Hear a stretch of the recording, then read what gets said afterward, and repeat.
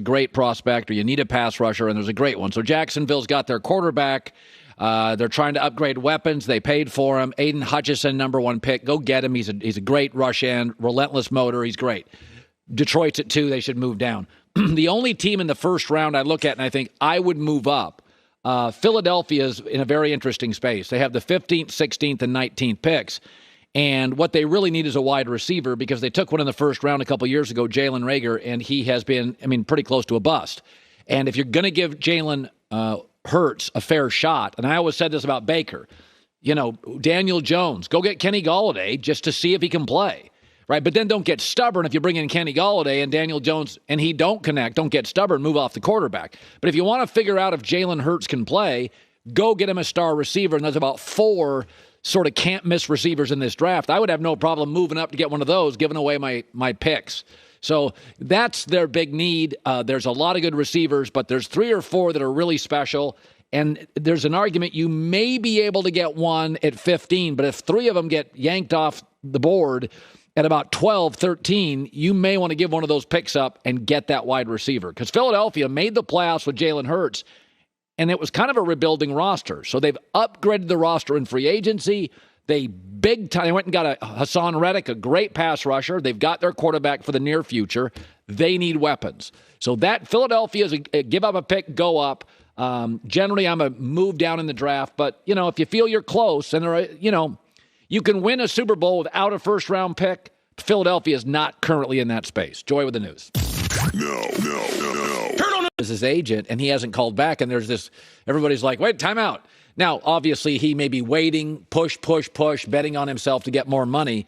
Lamar Jackson there is no comp for him in the NFL. Like Kyler Murray kind of plays like Russell Wilson. There's a lot of comps. And Josh Allen reminds me of Big Ben in his first 3 years. There's a lot of comps. There is no comp for Lamar Jackson. He's got 2 qualities I love. He wins a lot of games, and he so deeply cares about winning. I'm not going to mention names, but a lot of guys are in it for the money and the fame. He deeply cares about winning. His style is interesting. I've talked to scouts about this. They don't think he'll necessarily age well, and I think Baltimore's like, listen, we'd rather pay him big now. What we don't want to do is get into a Matt Ryan situation where we feel a little trapped at the end because, he'll stretch for the extra yards. He'll take shots. He's not Russell Wilson avoiding stuff. He'll take shots. He tends to be better with a lead than coming from behind. He can pass the ball better than his critics say, but it's not Justin Herbert or Mahomes looking. So there's nothing quite like him in the league. I would sign him because he wins a lot. He deeply cares. And by the way, you can see a lot of stars in sports. A lot of them care. They just care about the wrong stuff. He cares about the right stuff. I think Dak, deep down, I understood why Dak took the money. He played for free for like 3 to 4 years for the biggest brand in America, and he got him to the playoffs twice. Like I got Dak saying, come on now. You paid Zeke. You paid the left tackle. You pay an Amari. This is the Cowboys. It's the biggest brand. Like I get certain guys. I think Burrow will take a pay cut. Josh Allen, not a pay cut. Burrow will do a team-friendly deal. Stafford did. Mahomes did. Josh Allen did. I think Lamar has that kind of DNA. Like he wants to win games. He's not looking for the last dollar. That's just not who he is. But it is interesting. There are athletes, like when LeBron was in his prime, I would have signed him to a 12-year deal. That body and the way he took care of it, Brady was practicing getting sacked 7 years ago. But there are athletes out there. When Cam Newton jumped into the league, it was very obvious he was going to run really hot, and it wasn't going to last really long. He just took too many shots. That was a meteor. Lamar, who I've always liked way more than Cam, because I think he cares about the right stuff. Cam always didn't. He's going to age better than Cam. First of all, he's harder to hit because there's nothing else like him. He's so elusive. But I do think what Baltimore would like to do, I think they'd like to sign him now and start the contract now because I do think they have concerns about, hey, now he's going into his 5th year. He's hurt. And so, but I will say this. There's all this, polarization and consternation with Lamar Jackson. Folks, a couple rules. Like in any business, do people care about the right things? He so cares about winning football games. Tony Gonzalez, who used to work here, sat on this couch, and I asked him one time, how many players love football? And he said, 3%. That seems low. Lamar's one of the three. He literally, they've had to go to him and say, stop working out on jet skis in the off season. He is so competitive and so into it. If you get him near a beach or a jet ski, he's like, let's go.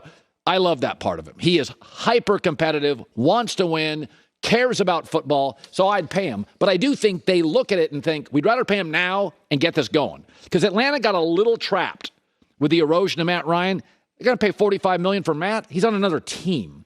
And you see in baseball and basketball a lot, teams get trapped with contracts. You don't see it in the NFL. You really don't. Like, Matt Ryan's a rarity. They would have loved to have moved off that thing about 2 years ago.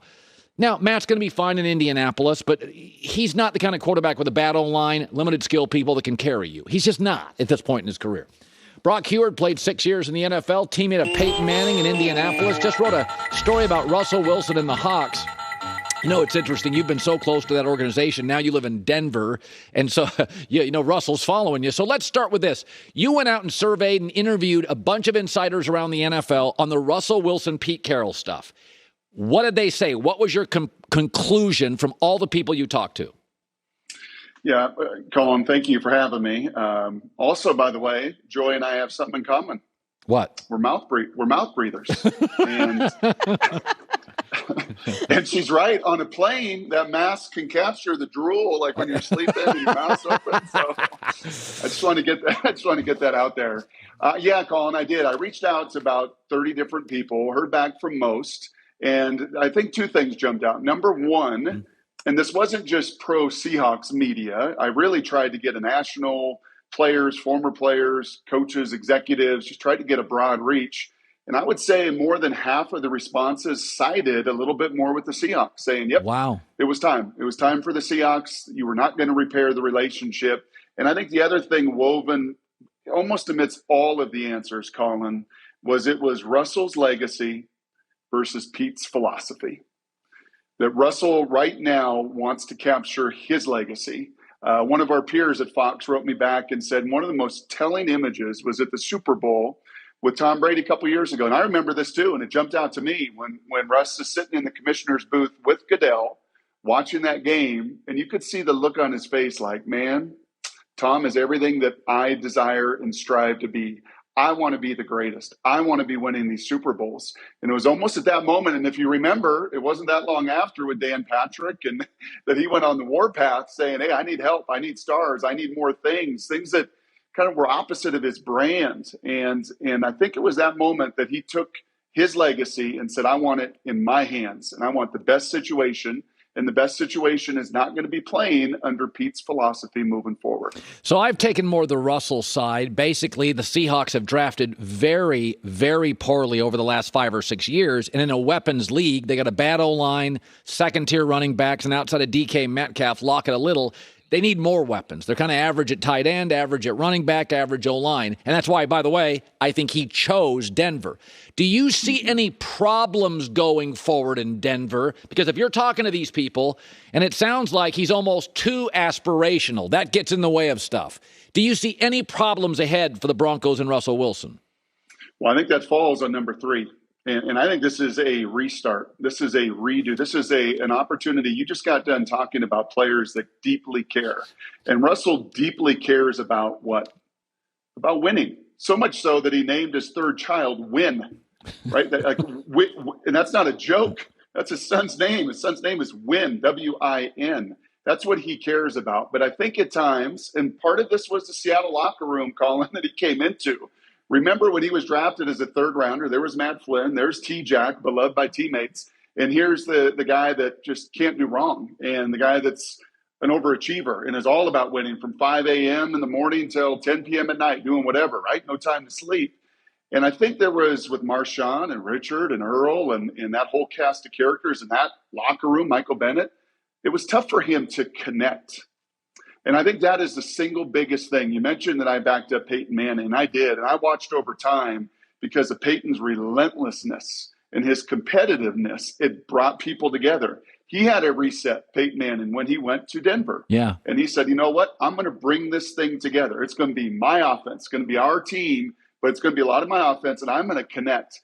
I really believe, Colin, in this next phase of Russell's life, And I hope someone says this to him in his camp and his team, says, hey, Russell, I know winning's the most important. I know you drive and you're a worker. I know you just had all these dudes out to your place in San Diego putting on Camp Bronco, but you need to connect. You need to listen. And frankly, Colin, one of your great strengths, knowing you these years, is I don't know if there's a better listener. You know, Joy can attest to this, your producers, people around you. When you are engaged, you just listen. Like, you want to learn.